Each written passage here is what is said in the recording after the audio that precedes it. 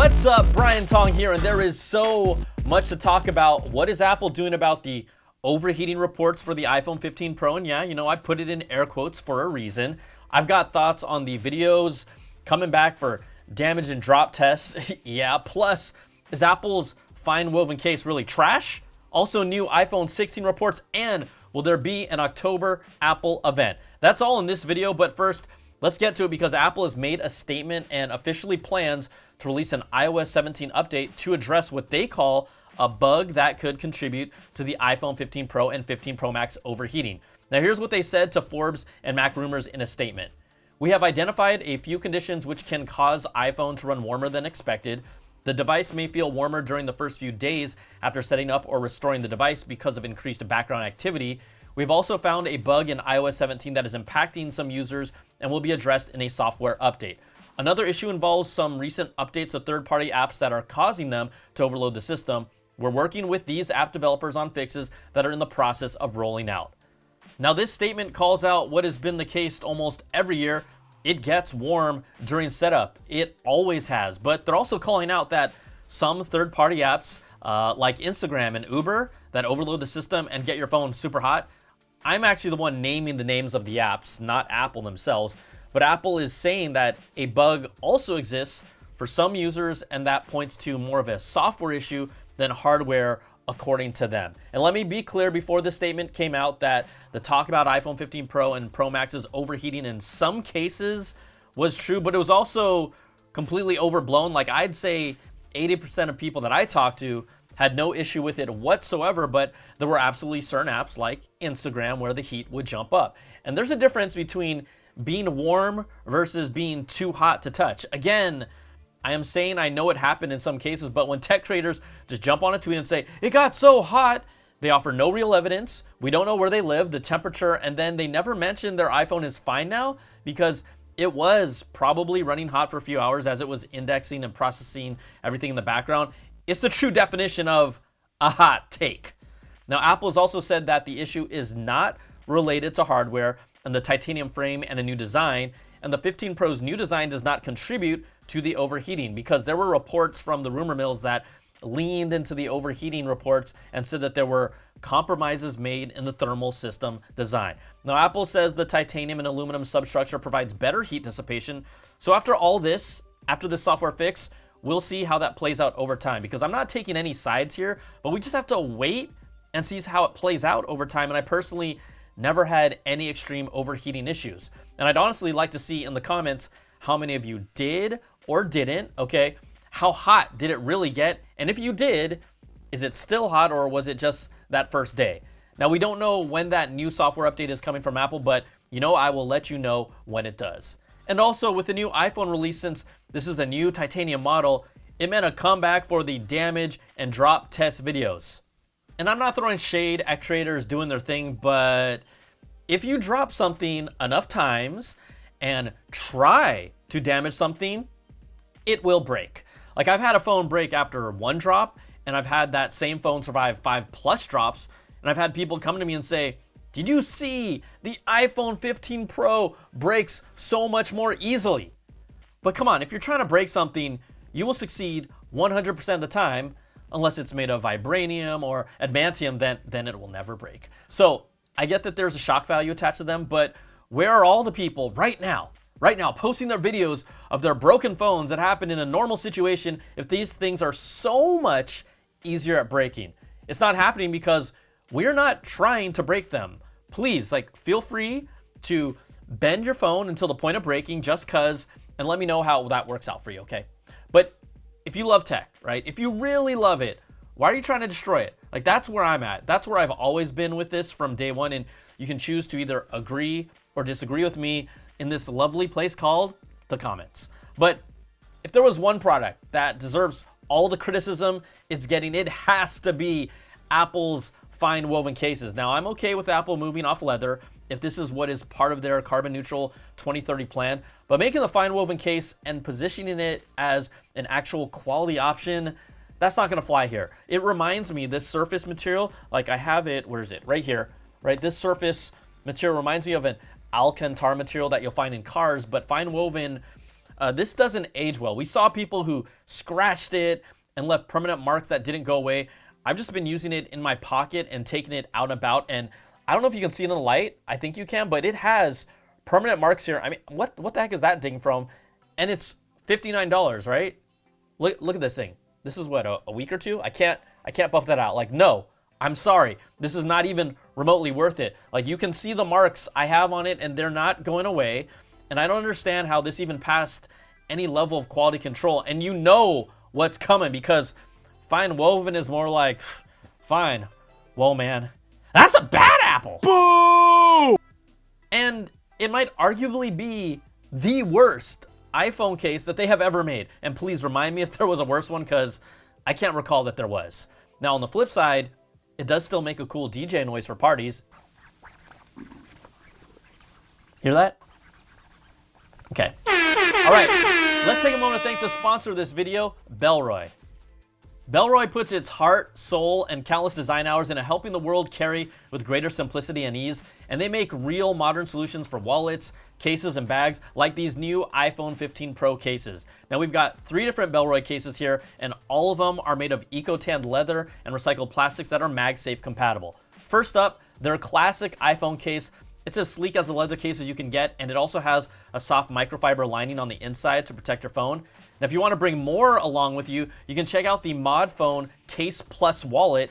This is a MagSafe compatible wallet accessory that holds up to 3 cards and snaps on. It also has a notch here, so that holds the wallet in place, so it just won't slide around and is more secure than other MagSafe wallets.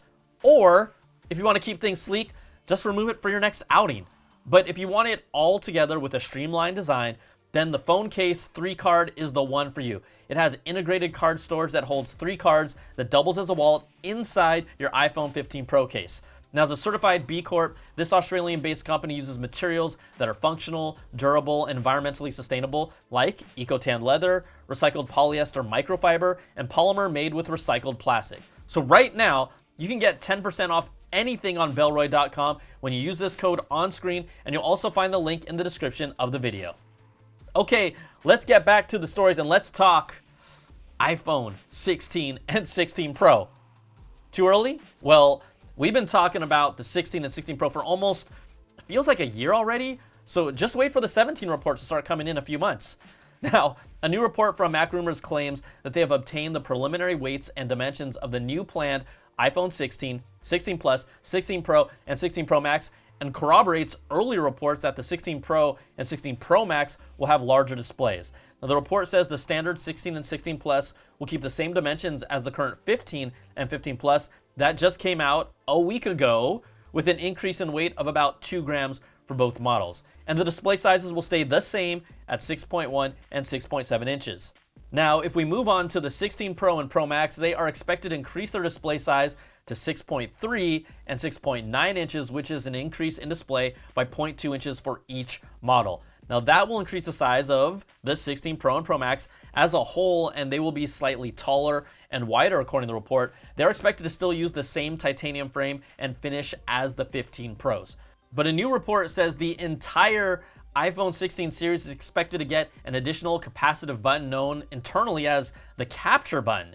It's codenamed Project Nova and will be one of the new selling points for the entire 16 lineup, and it will be located on the same side as the power button, which is opposite side of the action button on the current 15 Pro and Pro Max. Now, it's also expected to be a capacitive button that activates by touch and pressure and will have that haptic feedback, but it will not depress like a mechanical button does when pushed down. So if we're looking forward to the entire 16 lineup based on reports and rumors, all the phones are expected to get a new capacitive action button and also an all-new capacitive capture button. And then on top of that, the standard iPhone 16 lineup is expected to get a vertical camera arrangement similar to the iPhone 12 for the standard models. Again, this is all pre-production information and anything could change, especially this far out. And we saw things absolutely change from the first iPhone 15 rumors, but as we got closer to launch, everything was pretty much locked in and aligned with the reports. Okay, let's jump to some software updates, and macOS Sonoma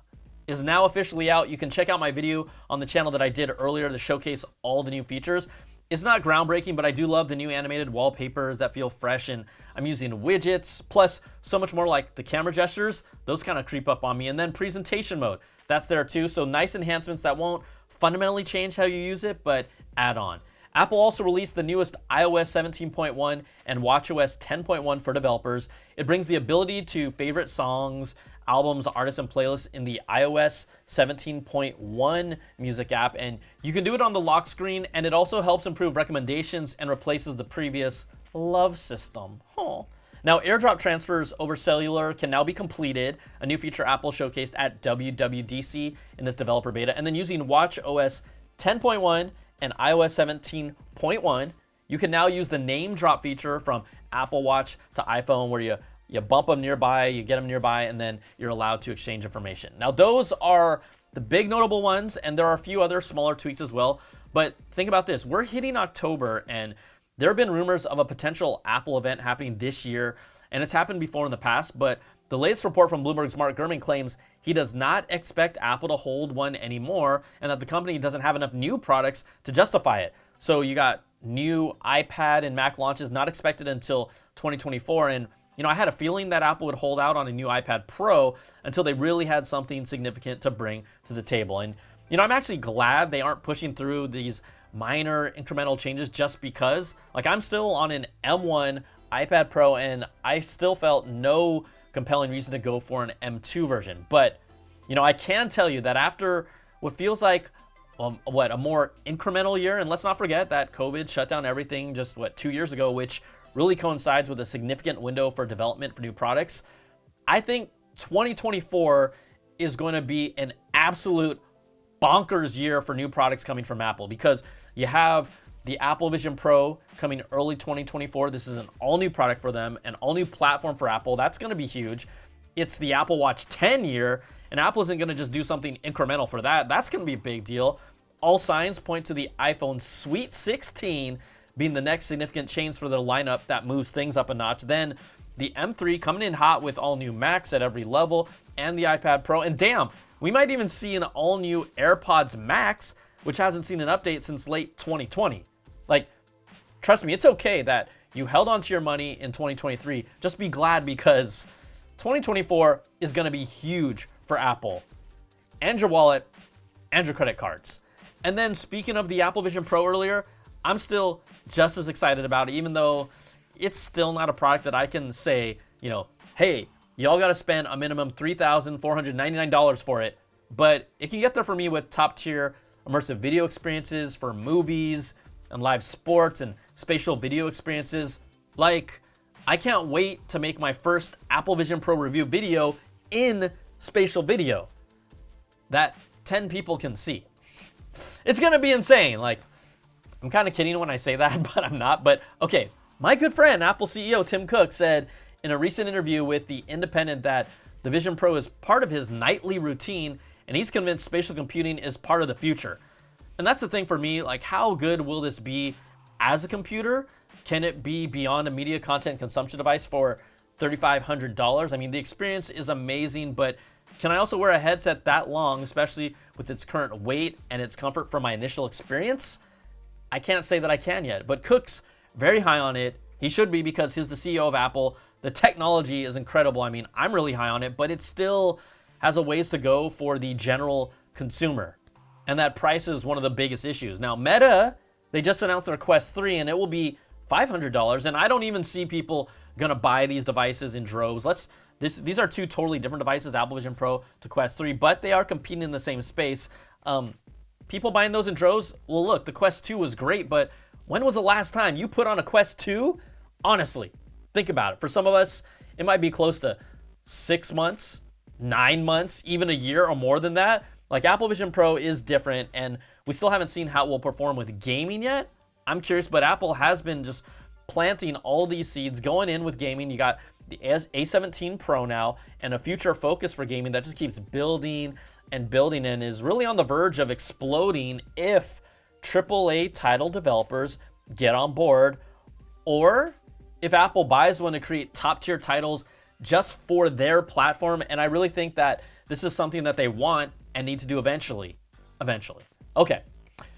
I could keep talking, but I think I should stop now. That's going to do it for this week's video. Hey, if you like what you see, give me that thumbs up, subs up, and hit that notification bell, ding, to get all my latest videos when they drop. And if you want more of that Apple goodness, you can check out my weekly Apple Bits XL audio podcast with the latest stories and special guests. Plus, you can support all my content with an ad-free version of the podcast, early access to content, and exclusive content at patreon.com/Brian Tong. Thanks so much for watching. Take care, and I'll see you on the next video because I still have a whole lot coming. All right, peace and love.